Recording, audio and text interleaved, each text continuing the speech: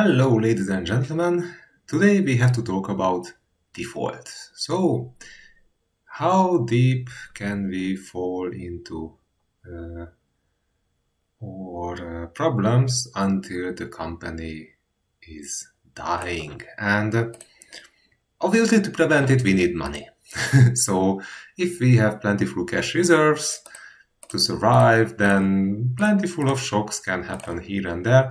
And in this industry, it can happen easily that if your rocket explodes during launch phase, then the Federal Aviation Authority or its European counterparty or elsewhere in other countries as well. So the local authorities will request some analytical steps.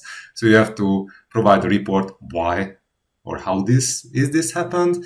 And also you have to provide a convincing report for them that how you are planning to avoid this to happen again. So what kind of modifications are you doing in your launch vehicle, in your processes, in your software? So something like this. You have to provide a list of changes.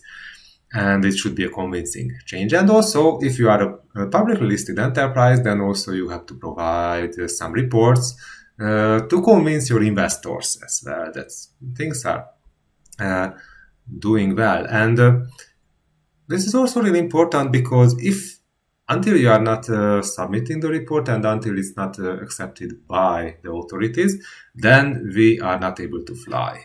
So the problem will be that our launch cadence can be cut back. So we are probably sometimes for half a year we are not able to fly, so it means that our dreams in the future will be pushed back, and this means that our valuation will decrease, obviously, because we are not able to realize the planned revenues.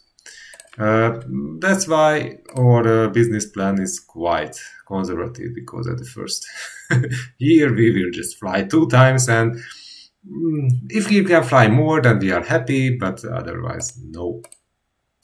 Okay, this can be one problem. The second problem is that in many cases you have to wait 1 year or 2 years for each satellite to be delivered. So from a supply chain point of view, delays can happen not just because of our rocket is not that reliable, but also because our customers are not finished in time yet. So this can also create a pressure to meet the required launch numbers. Okay, but otherwise, what can possibly go wrong? So if we have to assess public listed companies, then it's not a great deal. But if we have to assess privately listed, so privately owned companies which are not listed on stock exchange at all, then this is what we can see here. So we cannot find any data. For example, for SpaceX, if we are going back to data here, then we can look for some publicly listed enterprise. Okay, Lockheed Martin is much more like in the weapons business, so they are not living from launching things into space. Northrop Grumman has the same thing, but they are mainly publicly listed here. But let's go to Rocket Lab, because Rocket Lab is publicly listed and they are doing mostly, at least half of their revenues are from launching stuff. The other half is still manufacturing satellite components. So Rocket Lab. So in case of Boeing, since it's publicly listed company and they are heavily deep into trouble, then we can see.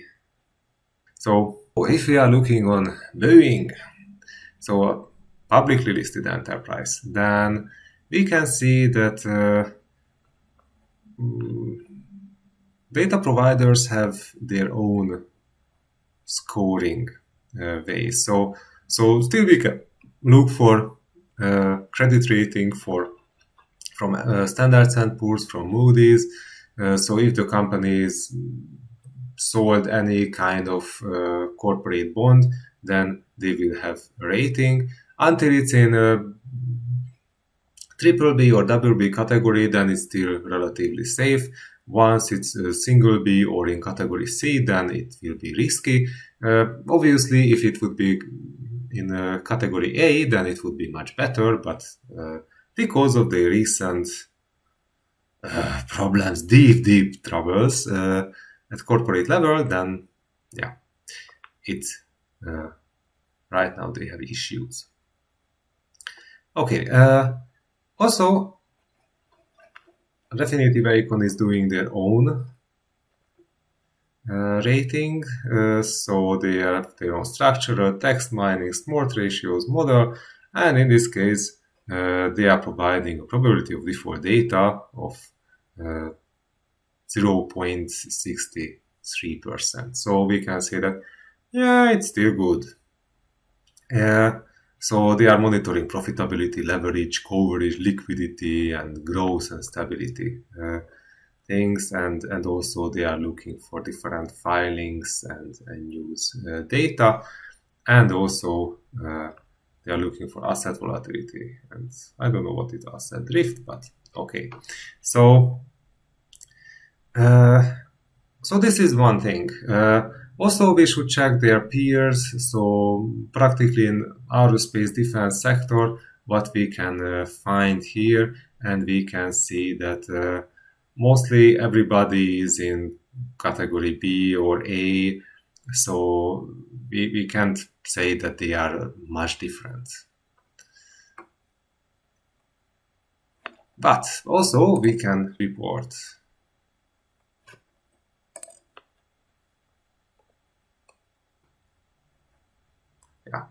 Aerospace, automotive, capital goods, metal, something. So we can see that the default ratio is around 2%. So this business is less riskier. Okay, now that's the historical average, so okay, it's less than 3%. But it's still less riskier than transportation, construction, telecommunication, healthcare, or leisure. But still more riskier than finance, real estate, utilities, even technology. High technology apps, computers or insurance. So we can say that they are somewhere in between. They should have also some details. So if you are recognized as triple B as Boeing, then we can see that still the probability of default is less than 1%. So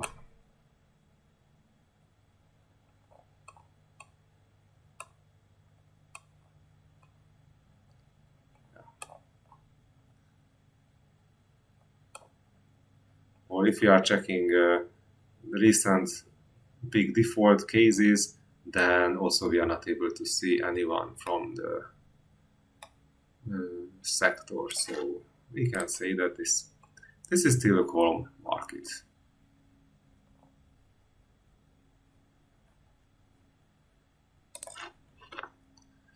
So if the parent company is healthy enough, then we don't have to be afraid at all.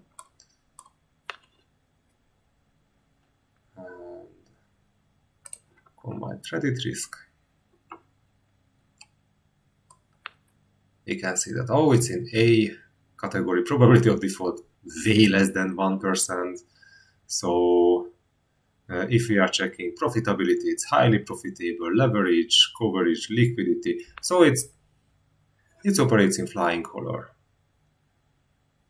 in Europe. So if we are just checking Thales, which is manufacturing satellites and electric components, even for railway infrastructure. Safran, which is the other parent company, we can see that it's even also single A rated.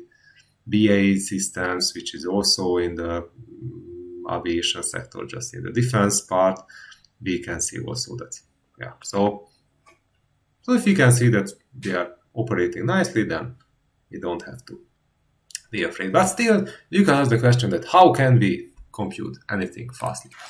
And Traditionally, people are using Altman Z-score.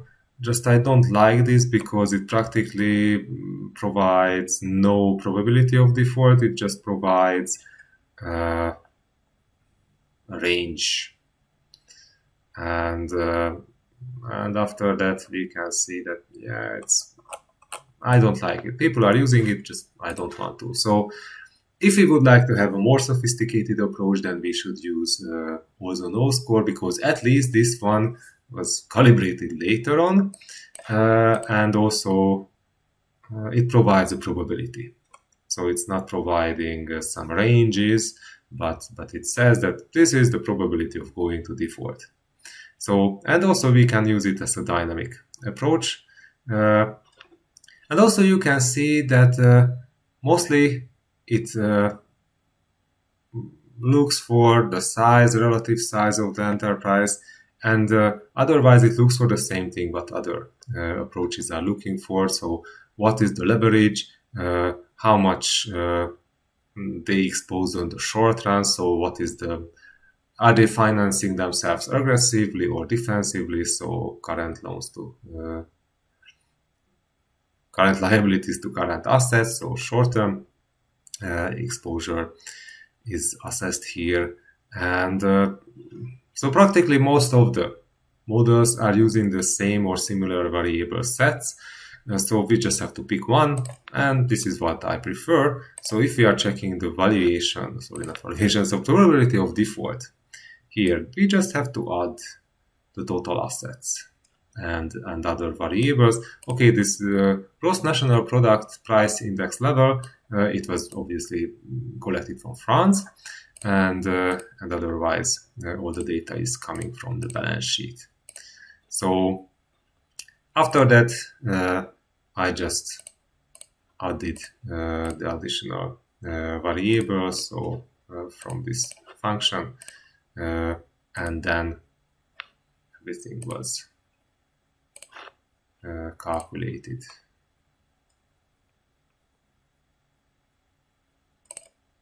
That way. So yeah, the function is doing their job, and at the end of the day we can see that the probability of default at the first year it's high.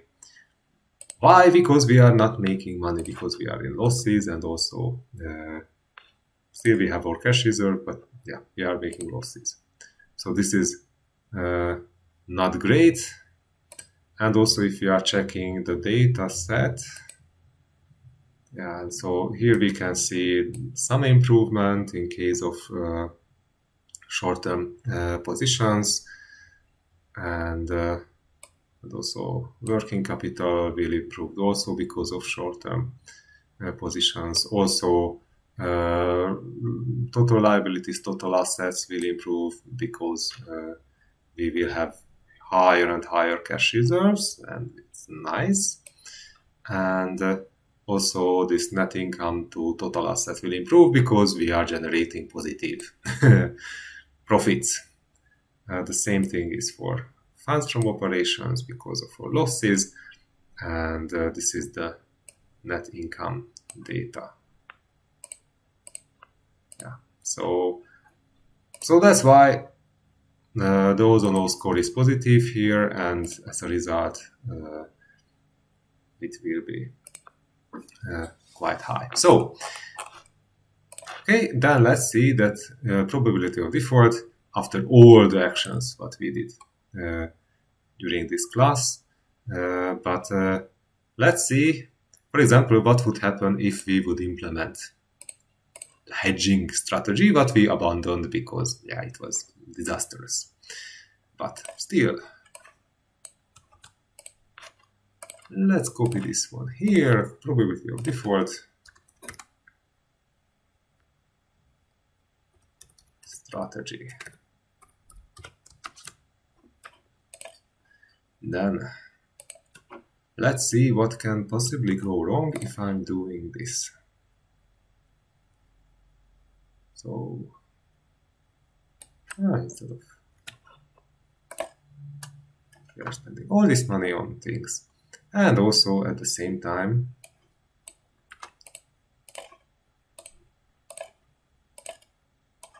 because we are fixing, then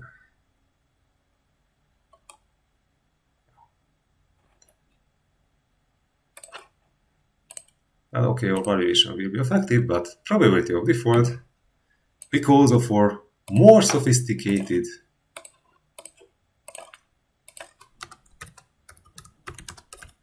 hedging strategy, since we managed all the risk, now we are absolutely in worst condition. So no, we don't have to do this at all. So let's zero this back. No, we don't have to push these buttons. And also,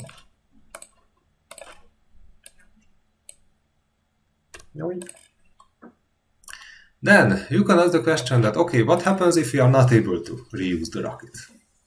So let's go back to product, and let's say the probability of first stage reusage is, right now we have positive numbers here, but what happens if we are not able to do this at all?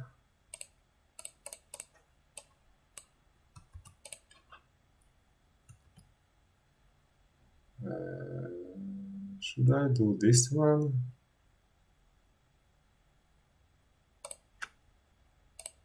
Yeah, because the functions will be the same, so in this case I can destroy this.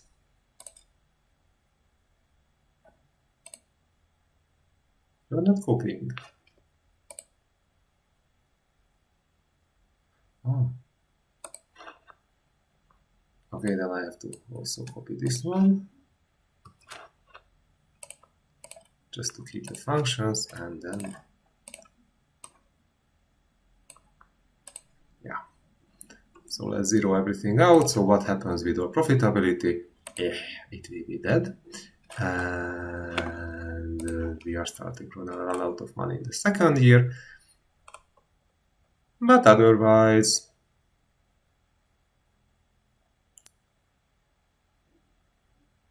yeah, and also, so we will just generating only money in the third year, and that's all. So that's a disaster strategy. That's why we had to solve this reusability.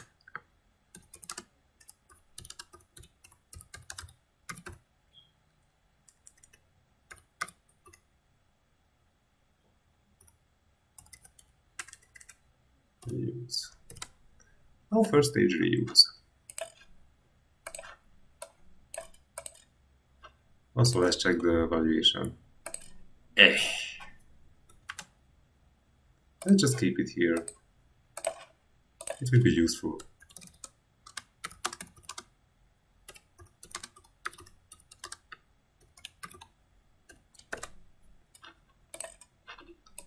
Just a reminder.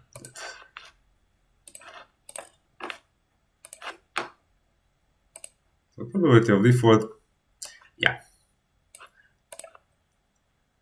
Okay, and then let's turn back everything.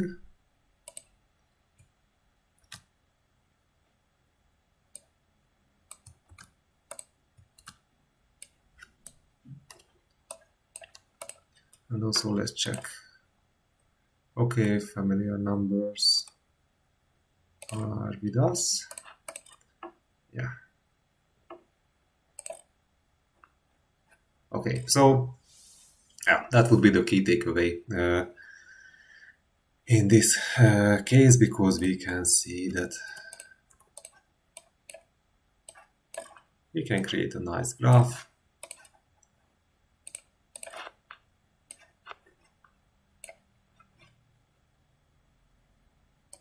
So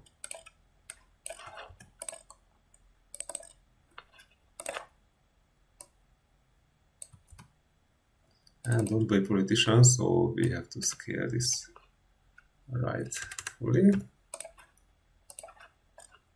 Yeah. So without first stage usage, without all the engineering challenges, then we are really close to defaulting. And otherwise, if you can solve this, then it doesn't matter we have hedging or not hedging, but it will be an operational company. So, ladies and gentlemen, that was all. And during the next video, I would like to show you how can we write the final report, which will summarize all these findings of yours and mine. Thank you. Bye-bye.